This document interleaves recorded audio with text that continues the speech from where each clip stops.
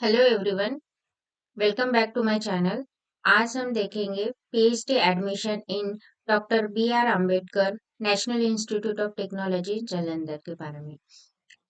तो एनआईटी जालंधर ने PhD notification निकाले हैं। तो उसके लिए हम यहाँ पे न्यूज़ में जाएंगे तो हमें यहाँ पे फर्स्ट सेकंड नोटिफिकेशन दिख रहा है, advertisement for admission to PhD. उसको हम क्लिक करेंगे। तो अगर आप मेरे चैनल पे नए हो और अभी तक मेरे चैनल को सब्सक्राइब नहीं किया है तो प्लीज मेरे चैनल को सब्सक्राइब कीजिए, लाइक कीजिए और अपने दोस्तों के साथ शेयर भी कीजिए। तो वो लिंक क्लिक करने के बाद हम ये एडमिशन नोटिफिकेशन पे आ जाएंगे।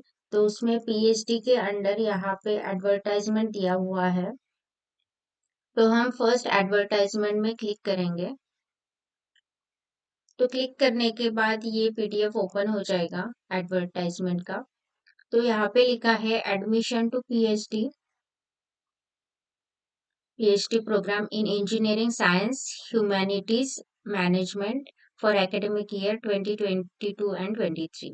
तो जनवरी सेशन के लिए इनवाइट किए गए हैं। तो उसके लिए आपको वेबसाइट पे जाके फॉर्म फिल करना है और एप्लीकेशन फी 1000 रुपीज है for general category and 500 rupees है फॉर SC/ST कैंडिडेट।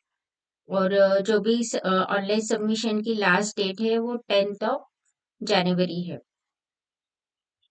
तो हम नीचे जाएंगे तो यहाँ पे उन्होंने पीएचडी के हिसाब से जो full time admission under financial support from the institute है उसके लिए डिपार्टमेंट्स और जिनको कांटेक्ट करना है, मेल ऑफ द एचओडी और ब्रॉड एरिया ऑफ रिसर्च यहाँ पे मेंशन किए हुए हैं। तो यहाँ पे आप बायोटेक में भी देख सकते हो कि कौन से ब्रॉड एरिया ऑफ रिसर्च है, जैसे बायोप्रोसेस इंजीनियरिंग, अप्लाइड माइक्रोबायोलॉजी, नैनोबायोलॉजी, ऐसे केमिकल इंजीनियरिंग में भी बहुत सारे ब्रॉड एरिया ऑफ रिसर्च है। तो आप ये डिटेल में पढ़ सकते हो आपके रिस्पेक्टिव डिपार्टमेंट के हिसाब से। और फिर एलिजिबिलिटी क्राइटेरिया है कि इंजीनियरिंग डिपार्टमेंट और जो भी है उनके लिए ऑल ऑल डिपार्टमेंट के लिए जनरल दिया हुआ है कि उनको master degree in engineering and technology in relevant area of research होना चाहिए along with bachelor degree in appropriate branch with 60% marks और 6.5 CGPA on 10 scale and for और इंजीनियरिंग डिपार्टमेंट डायरेक्ट पीएचडी जो होगा उसके लिए BTech BE 4 year with CGPA 8.5 होना चाहिए और 80% एग्रीगेट होना चाहिए। और जो कैंडिडेट है वो गेट क्वालिफाइड होना चाहिए। तो मास्टर डिग्री के लिए उनका ये है कि बस मिनिमम एलिजिबिलिटी क्राइटेरिया 60% होना चाहिए, गेट मैंडेटरी नहीं है। लेकिन जो बीटेक या बीई से डायरेक्ट पीएचडी कर रहे हैं उनके लिए मिनिमम सीजीपीए 8.5 और 80% होना चाहिए और गेट क्वालिफाइड होना चाहिए। तो ये सब मैंडेटरी है। फिर इंजीनियरिंग डिपार्टमेंट स्पेसिफिक क्वालिफिकेशन यहाँ पे दिया हुआ है। तो आप ये डिटेल आपके रिस्पेक्टिव डिपार्टमेंट के हिसाब से पढ़ सकते हैं। तो जैसे यहाँ पे केमिकल इंजीनियर है तो qualification for PhD program in department is master degree in chemical engineering और इट्स अलाइन ब्रांचेस। और जो भी मास्टर डिग्री इन साइंस होगा जैसे केमिस्ट्री और इक्विवेलेंट ब्रांचेस जो होंगे उनके लिए गेट और नेट क्वालिफिकेशन मैंडेटरी है।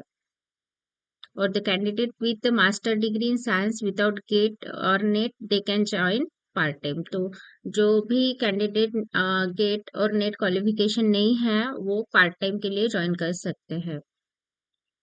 तो ऐसे डिटेल में यहाँ पे आपको मिल जाएगा।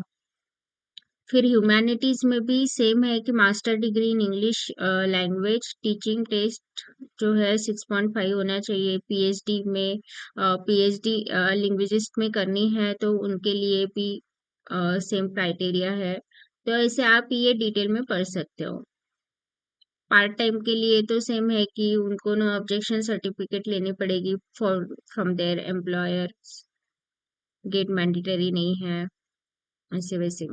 फिर यहाँ पे है कि PhD scheme through Visvesvaraya PhD scheme, तो उसके लिए उन्होंने टाइटल ऑफ प्रोजेक्ट दिया हुआ है, स्कीम, फंडिंग एजेंसी कौन है, नंबर ऑफ पीएचडी सीट कितना है, 3 है, position of PhD fellowship, position PhD fellowship आएगा, और जो भी फाइनेंशियल सपोर्ट होगा वो नीति आयोग से मिलेगा, ministry of electronics and IT, और जो फेलोशिप है वो 38,750 रहेगी फॉर फर्स्ट 2 इयर्स, और जो भी थर्ड फोर्थ और फिफ्थ ईयर में 43,750 रहेगा, और आपको रिसर्च कंटिजेंसी मिलेगी 1,20,000 पर ईयर की। तो ये बहुत ही अच्छा अपॉर्चुनिटी है विश्वेश्वरैया स्कीम थ्रू, लेकिन ये जो है ये सिर्फ पर्टिकुलर डिपार्टमेंट के लिए होता है, जैसे इलेक्ट्रॉनिक्स और आईटी के लिए। जैसे यहाँ पे ब्रॉड एरिया ऑफ रिसर्च दिया हुआ है, antenna design, electromagnetic and biomedical application and allied area, और VLSI design, nano electronics, nano scale, semiconductor, और ये सब। तो ये डिटेल में दिया हुआ है, आप ये कांटेक्ट पर्सन को कांटेक्ट कर सकते हैं। फिर यहाँ पे नंबर ऑफ सीट दी हुई है जो एज पर इंस्टीट्यूट रूल। तो यहाँ पे उन्होंने मेंशन किया हुआ है कि बायोटेक में कितने total number of seats available है। PhD tentative number of seats, institute fellowship यहाँ पे tentative number of seat under JRF और इंस्पायर्ड फेलोशिप, फिर यहाँ पे tentative number of seat under part time, और tentative number of seat under part time under project भी। तो particular department के हिसाब से यहाँ पे इंस्टीट्यूट फेलोशिप के लिए 4 नंबर ऑफ सीट अवेलेबल है, फिर जेआरएफ और डीएसटी इंस्पायर से 7 है, फिर पार्ट टाइम इंस्टीट्यूट 5 है, और अंडर प्रोजेक्ट 4 है।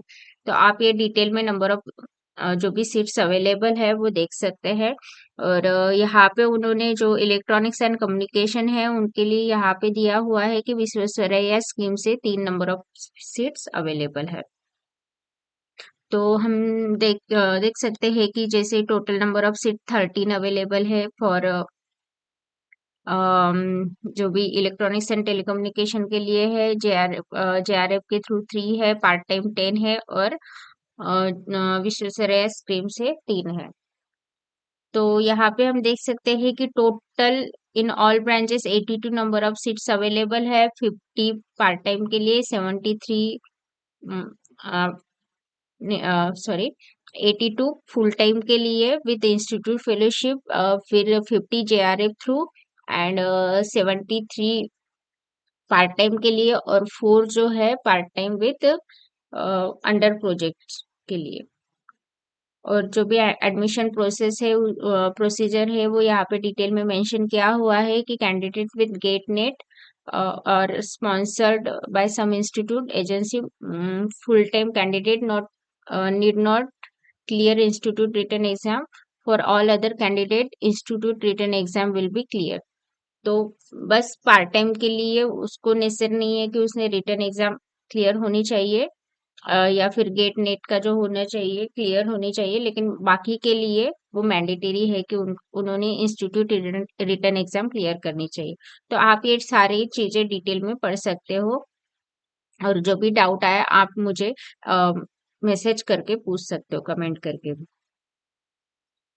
तो यहाँ पे सारे रिजर्वेशन कैसे है वो भी दिया हुआ है।